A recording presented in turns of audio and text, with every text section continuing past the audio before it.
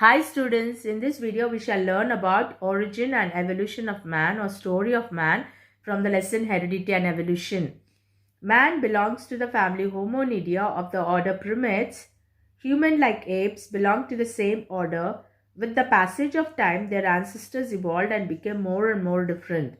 The first ever ancestors of humans were believed to have originated in Africa, eventually migrating in Europe, Asia and the rest of the world. Man appeared about 3 million years ago and he had been evolved from their ancestors. We shall see what is the process of human evolution, children. To know the process of human evolution, there are so many stages, children. The first stage is the Propleopithecus. Propleopithecus was an ape-like primate with short arms, lived in Oligocene period, and is the ancestor of modern apes and man. And the second stage is the Aegyptopithecus, children. Pithecus means ape. Aegyptopithecus was a fossil ape similar to the Propleopithecus, lived in Miocene period. And the next is Dryopithecus man, children. He lived in Miocene period, descended from Propleopithecus, and he had four limbs which were shorter than his hind limbs, and he was a distant ancestor of modern man. And the next stage is the Ramapithecus. This Ramapithecus man was like a ape, lived in late Miocene and early Pliocene period, and the fossils of this man contain only jaw and dentition. What is dentition, children? It is the arrangement of the teeth in the mouth. We call it as dentition, and this fossil were collected from India and Africa, and it's a direct ancestor of man. This Ramapithecus man was a direct ancestor of man. And the next stage is Australopithecus. This Australopithecus ape man was like an ape, connecting link between man and ape, and Australopithecus africans is a common fossil, children. Now we shall see what are the human characteristics that are found in this Australopithecus ape. This Australopithecus man had an erect posture with 4 feet height, and he had a bipedal locomotion, basin like pelvic girdle or hip girdle he had, and dentition was like man, and the hands used for non-locomotory function. And the next is Homo habilis, children. Homo habilis means handyman. But then what are the characteristics or features that resembles the modern man? First, Homo habilis is a true man, is a primitive man. He is also called skillful man or tool maker.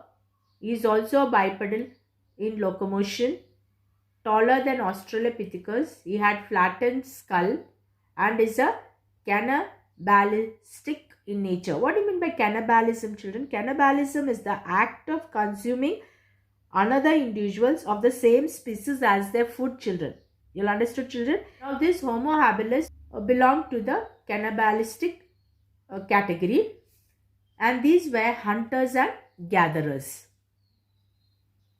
And the next is Homo erectus.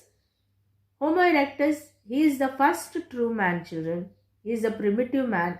He is the connecting link between ape, man and a modern man. He is also called as Java man. He is also called Java man. Lived in Java and Peking. Peking man is also called as Sinanthropus. Then what are the features of this Homo erectus man? Homo erectus man was also a bipedal in locomotion. He was taller than Australopithecus. He too had flattened skull. He is also cannibalistic in nature. He was also a hunter and gatherer. These Homo erectus man was also a hunter and gatherer with less body hair and was dark in color or black skin they had. And the next stage is Heidelberg man. This Heidelberg man was a primitive man found near Heidelberg River. He is the ancestor to Neanderthal man. Got it, children? And the next stage is Rhodesian man. So this Rhodesian man was a primitive man found in Rhodesia, lived in the late Pliocene period, and he had a receding forehead, that is slopy forehead. And the next is Neanderthal man. Neanderthal man is an advanced primitive man found in Neander Valley, originated 150,000 years ago and extinct 25,000 years ago. Then what are the features of Neanderthal man, children?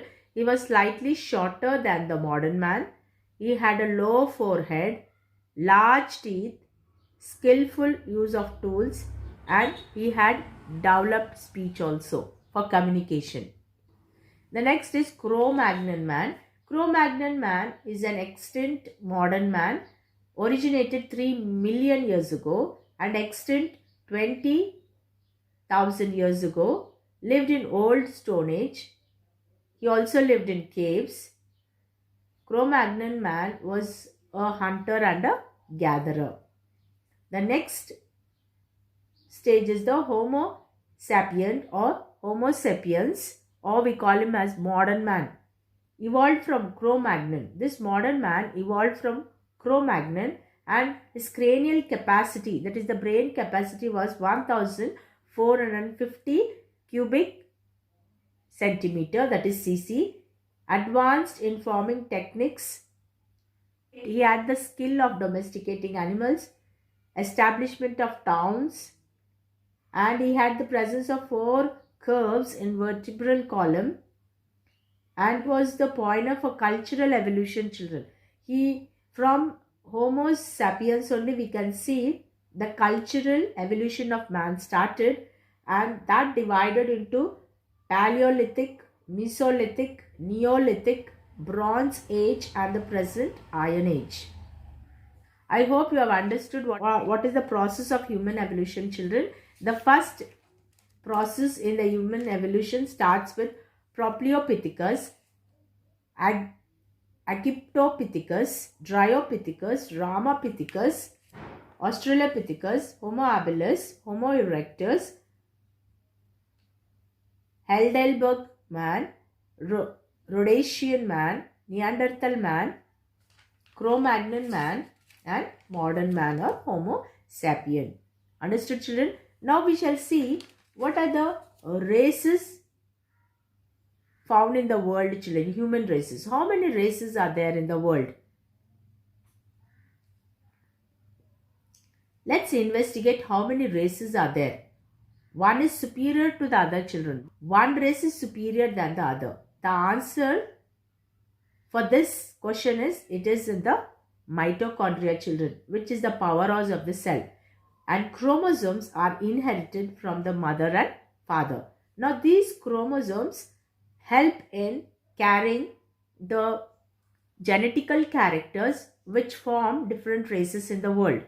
The world population can be divided into 4 major races, children, namely white or Caucasian, Mongoloid or Asian, Negroid or black, and Australoid. You all understood, children? White or Caucasian, Mongoloid or Asian, we have Negroid or black, and Australoid. Now, what are the special characteristics of this Caucasoid, children? These Caucasoid race have pale reddish white or olive brown skin color, flat or wavy hair, nasal bridge generally high, lips are thin and chin is pronounced. Color of eyes is not black but show lighter shades. Then what about Mongoloid, children? These Mongoloids are medium tall, okay, not too very tall or too short, medium, and generally long and broad nose they have, long and broad nose, eye obliquely narrow, nasal bone is flat against the face, forehead slopy, hair straight, color yellow or yellowish brown, and face broad and flat. Such characteristics race we call them as Mongoloids. Then Negroids, children. These Negroids are dark skin. They have dark skin, curly hair, thick lips and broad nose.